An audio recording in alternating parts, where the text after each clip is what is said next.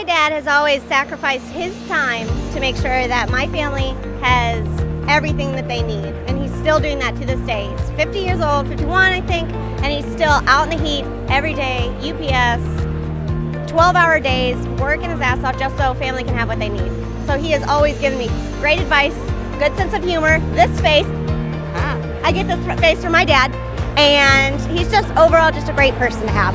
He's always been I used to do a lot of theater, so he was always at all of my shows. Every event that I've ever done, he's been there for me.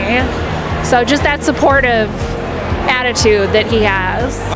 He always just reminded me that, no matter what, to always be responsible for my own actions and always be accountable as a man. Cheesy as it sounds, I think he really taught me that love is a far more powerful force than anger, and that by loving each other and by loving your fellow man, you can really serve the world and make the world a little brighter. He passed that on to us. We're Cosplay against bullying. We can totally get on board with that.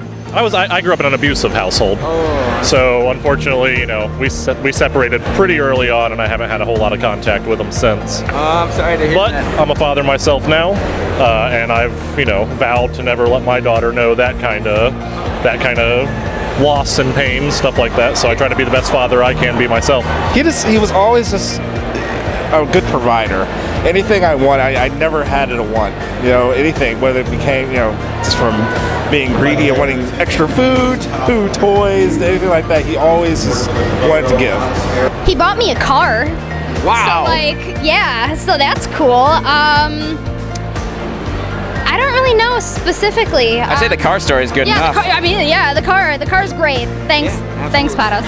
I remember going to the Disney store with my dad when I was about 10 when the Tigger movie came out, and the movie talked about Tigger being adopted and wanting to find his real family, and I was adopted, so he went to the Disney store and bought me this big 3-foot stuffed Tigger in the movie and sat down with me and watched the movie with me. And I had known that I had been adopted since I was very, very little.